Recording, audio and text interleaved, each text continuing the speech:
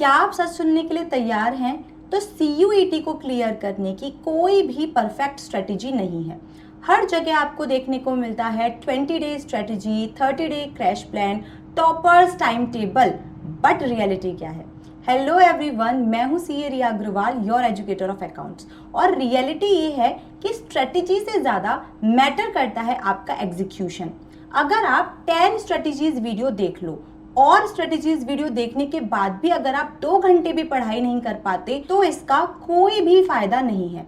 Toppers क्या कम करते हैं तो इसका कोई भी फायदा नहीं है। टॉपर्स क्या करते हैं, वो लोग दूसरों की स्ट्रेटजी कम देखते हैं एंड अपनी स्ट्रेटजी ज्यादा बनाते हैं। एक स्टूडेंट है जो कि डेली स्ट्रेटजी वीडियो देखता है, डे 1 पे बिल्कुल फायर पढ़ाई करता है, डे 2 पे थोड़ा सा ब्रेक लेता है एंड डे 3 पे कल से पक्का पढ़ाई करता हूं ऐसी बातें करता है। एंड वहीं दूसरा स्टूडेंट है जो कि डेली कंसिस्टेंटली 4 to 5 आवर्स की स्टडी करता है। Guess who wins?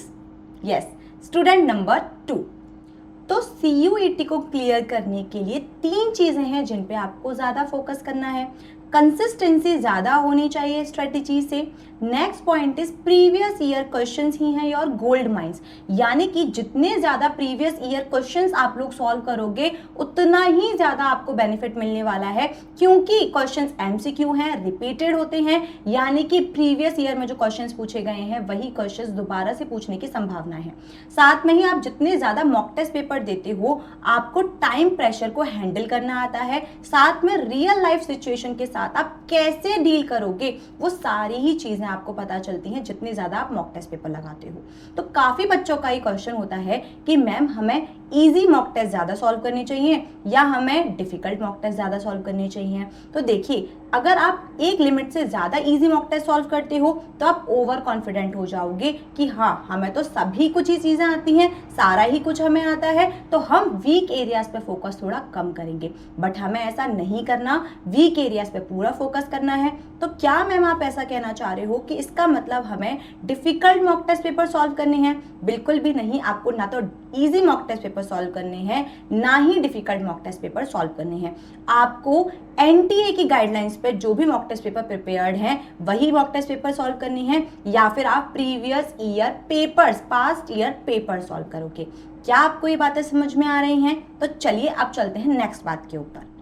तो नेक्स्ट बात ये आती है कि हमें सिलेबस का कितना कंप्लीट करना है। सिलेबस हमें 100% कंप्लीट करना है या फिर 50% सिलेबस कंप्लीट करने से भी काम चल जाएगा। तो it's always depend upon the time factor कि आपके पास कितना टाइम अवेलेबल है। अगर सपोज दैट आपके पास बहुत अच्छा खासा टाइम अवेलेबल है तो आपको 100% सिलेबस कंप्लीट करना चाहिए। बट अगर हम देखें कि अभी हम एग्जाम से लगभग 15 to 20 डेज पहले खड़े हुए हैं और अगर आप इस टाइम देखेंगे तो आपके पास हार्डली 15-20 डेज हैं। तो इस 15-20 डेज में अगर किसी बच्चे का सिलेबस अभी कंप्लीट नहीं हुआ है तो आपको 100% सिलेबस को कंप्लीट करने पर फोकस करना चाहिए, थोड़ा सा कम, और आपको क्या करना चाहिए, सिलेक्टिव स्टडी करनी चाहिए थोड़ी ज्यादा। देखो, जनरली हम ऐसा किसी को टिप नहीं देते कि आपको क्या करना चाहिए, सिलेक्टिव स्टडी करनी चाहिए, क्योंकि कहीं ना कहीं आप 100% सिलेबस कवर करोगे तो आपके पास होने की संभावना थोड़ी इंक्रीज हो जाती है। But if you do not have the time और अगर आप 100% सिलेबस को कंप्लीट करने की कोशिश करते हो तो कहीं ना कहीं आप क्या करोगे, सिलेबस ही कंप्लीट करते हुए रह जाओगे और रिविजन्स नहीं करोगे।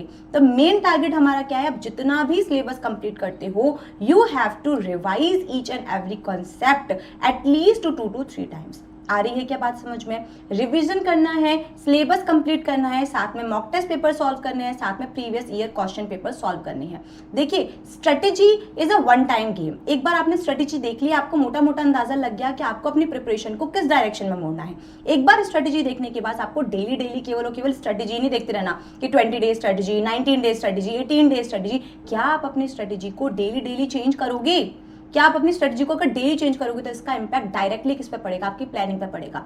क्योंकि अगर आपको पता हो कि planning and strategy are the interrelated concept, अगर आपकी स्ट्रेटजी चेंज होगी तो प्लानिंग चेंज होगी, प्लानिंग चेंज होगी तो एग्जीक्यूशन भी चेंज होगा। इसी वजह से आपको स्ट्रेटजी पे थोड़ा सा कम फोकस करना है, कंसिस्टेंट रहना है, प्रीवियस ईयर क्वेश्चन सॉल्व करने हैं और बहुत अच्छी तरीके से पढ़ाई करनी है। और इसी सारी ही चीजों के लिए अगर आपको पता हो कि हमने अपने channel Unacademy, commerce titans bye Unacademy के ऊपर क्या कर रखे हैं, सारे ही सब्जेक्ट के कंसेप्ट भी लेके आए हैं, प्रीवियस ईयर क्वेश्चन भी सॉल्व करा रहे हैं, रिवीजन भी करा रहे हैं। तो अगर किसी बच्चे की प्रिपरेशन में है थोड़ी भी कमी, तो आप क्या कर सकते हो, हमारे चैनल को सब्सक्राइब कर सकते हो और वीडियो उसको क्या कर सकते हो, प्ले करके सारे के सारे लेक्चर को क्या कर सकते हो, वॉच कर सकते हो।